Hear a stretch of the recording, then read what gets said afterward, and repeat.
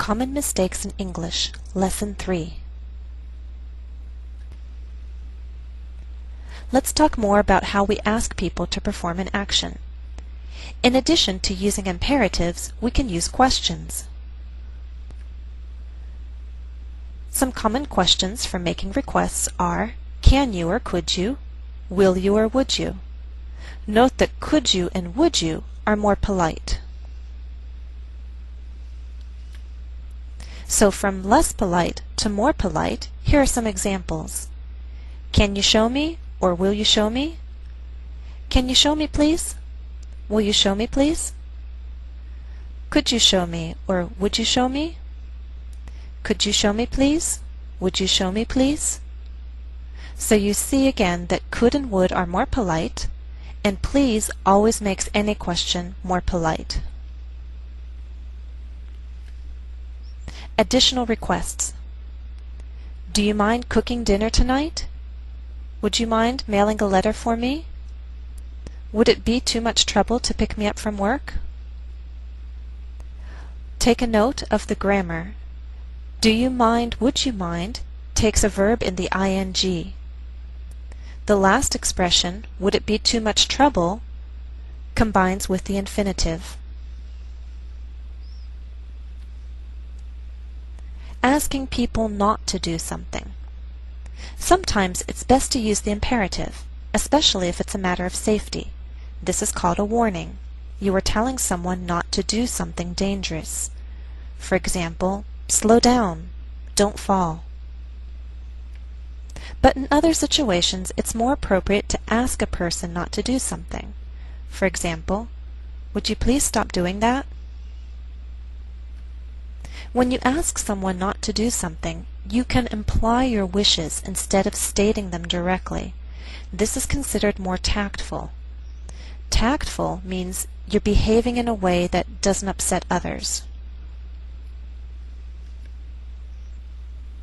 So here are some examples of implied requests not to do something. I really wish you would stop calling me little girl. In other words, you're saying, don't call me little girl. I wish you wouldn't be so negative. In other words, don't be so negative. It might help if you did a little more around the house. In other words, I want you to help more around the house. You know, it wouldn't hurt to call more often.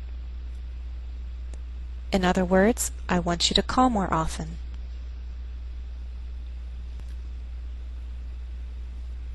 Sometimes the speaker uses we in a statement, but the meaning is really you. This is done to make a request less like a command and more like a suggestion or reminder. For example, a parent might say, let's not call each other names. Let's stop and try another exercise. Comprehension check 2. Read each statement and identify the situation. Sometimes more than one answer is possible. Example: please get back to work. Don't waste your time or mine. What's the situation? A. An employee speaking to a boss. B. A boss speaking to an employee. Or C. One employee speaking to another. Answer: B.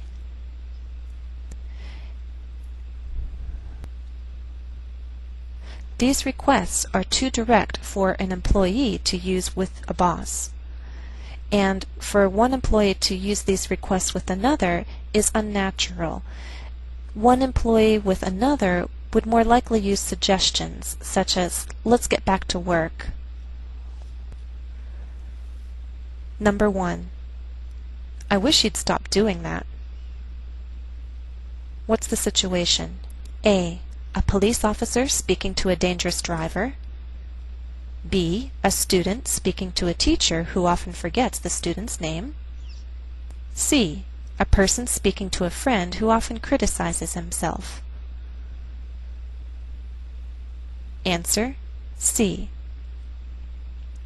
A police officer speaking to a driver would not use an implied request. They would need to speak more directly and use a warning. Stop driving dangerously. stop doing that. And in the case of the student, it would be best not even to make a request, but to simply give a reminder. The student can simply tell the teacher what his name is.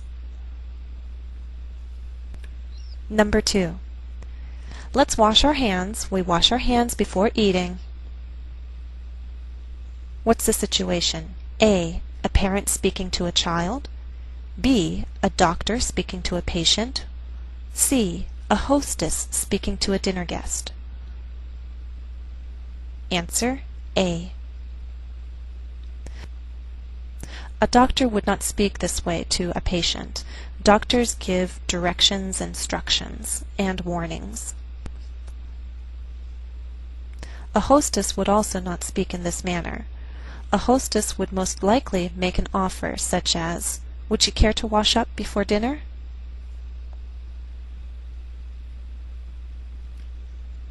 Number 3.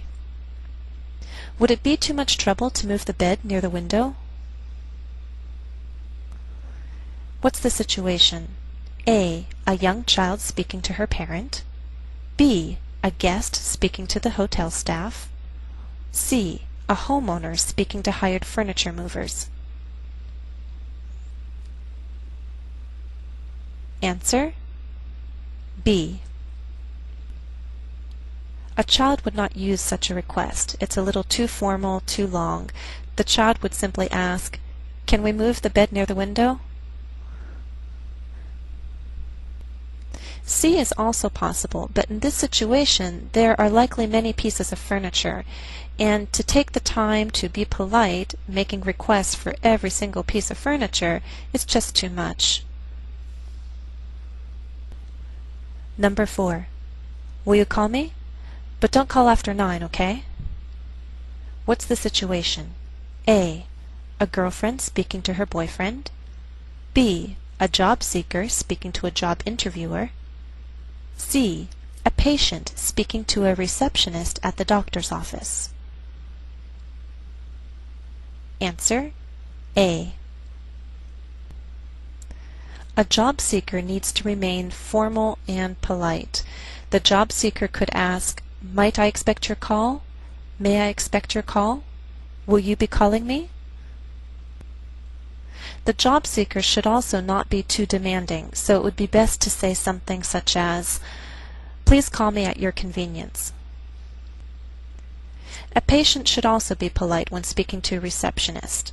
The patient could ask, "Will you please return my call?" To state a specific time, the patient could say, "Please call me any time before 9 o'clock." That's the end of part 2. Be sure to check out part 3.